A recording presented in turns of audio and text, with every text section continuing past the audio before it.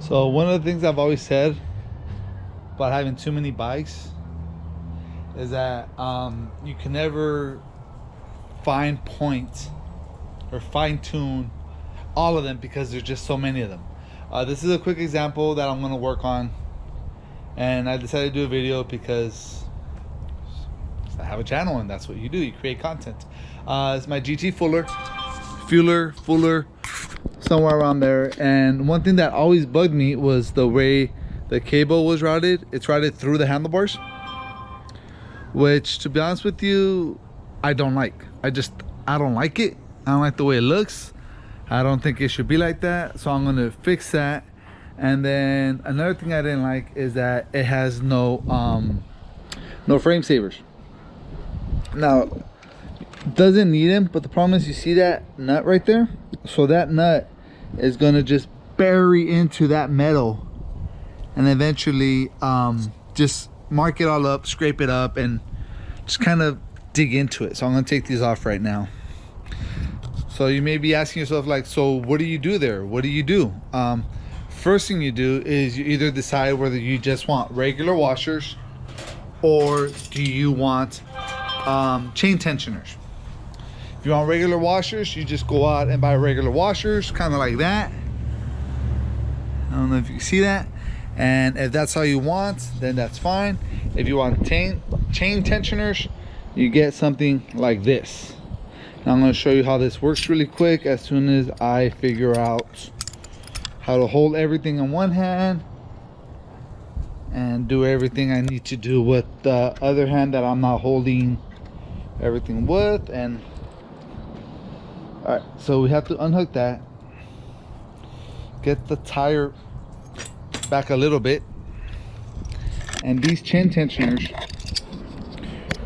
are going to go right there, simple, like that, and they look like regular washers, but then that part right there goes to the frame and keeps the tension on the chain. That's why they're called chain tensioner. And the reason I brought the wheel back a little bit is just to make it easier. Go ahead and put it on the other side now. Once again, same thing. They go into that groove and then they hug the back of the frame like that. So when you put on the nut, you can, sorry about that, you could tell they already have the biting in them. And so all that biting that was done to the chain tensioner would have been done to the frame. Now you don't want to tighten them all the way, you want to leave them loose. I'm going to show you why in a minute. Go ahead and put this one here. All right, and then you're going to put the chain on.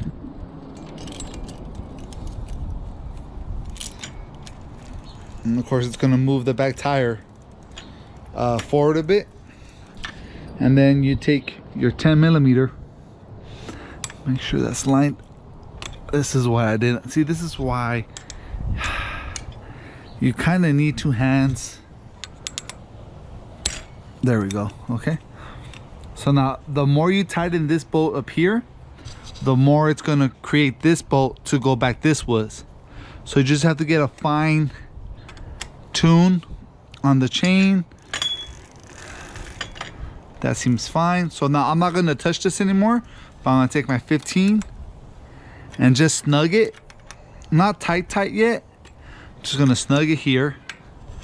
I'm going to come to this side and I'm going to do the same thing. I'm going to tension the back of it with my 10mm,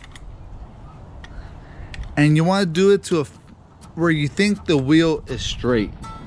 So as long as the wheel is straight in the middle, you should be fine. Then you take your 15 and you tighten up these guys here. Now the good thing about these, like even if these are snug, as long as they hold the pressure, the chain tensioner, which are these guys here, will prevent the wheel from going forward. And you might be thinking to yourself, well, what's the difference between these and regular nuts? If you're a fixie person, you know when you start off hard, if you don't have these tight enough, the whole wheel could shift forward and cause your your wheel to kind of go that way, hit the frame, and all that kind of fun stuff that you don't want. The second thing I want to do to this guy, the second thing, because why not, I have it on the bike thing already, is change that front cable. That front cable right there. All right, so I'm done with these tools.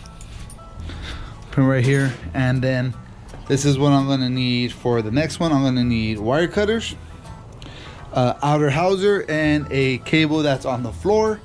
I'm not using that one because I just rolled that one up. So as you could tell, I already loosened it up with that. Just gonna cut it there. Okay. And then I'm gonna pull that cable all the way out. And then pull it from here. Make sure you line up the slots, where the slots at. Excuse me. So you want to line up those slots right there, and then line it up right there, and then there you go. And it should just come off right there. So that should be trash unless you want to use it for another build. Technically, you're supposed to get these little metal things and put it on the new one. I'm actually going to try to do that, and if I can't do it, nope. So then I'm going to get this new cable here, and I'm going to run it through there. So, and this is mainly a visual thing. I just didn't like the way it looked when I was running from the middle of the bars, so I'm not gonna do it. I'm gonna correct that particular aspect. This guy goes right there. Come on, come right there. Make sure it goes inside through that slot, and then I always turn that way the cable does not come back out. And then you run the outer hose in there and there. And then do I have a straight shot in there? I do have a straight shot in there. Run it through here. If I don't have a straight shot, I would have clamped it from the seat post. We got an ice cream man right there. I'll tell you, man, that guy does work.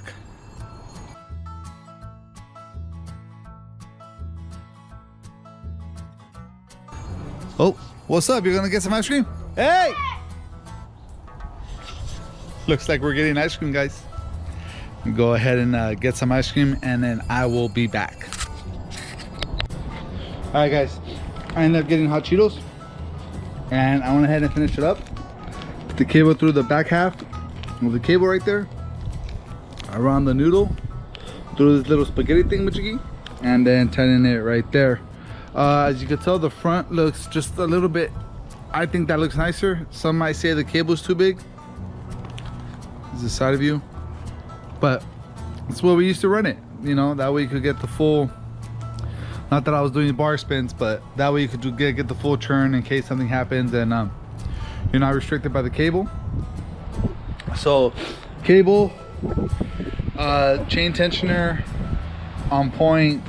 This is done, and yeah, I could have changed the tires on her, but I like these tires because they're street tires. Like, I'm not going off-roading with her, I'm not doing dirt jumps, I'm not doing anything like that. The fact that I'm just doing road with her, I kind of want the smooth tires. Once again, if I ever switch to going off-road with her or dirt jumping or stuff like that, then I will put on some dirt tires on this particular one. But for right now, she's there. That's it. That's all she wrote. Yard Show Cycles. Whoa, Yard Show Cycles. Out.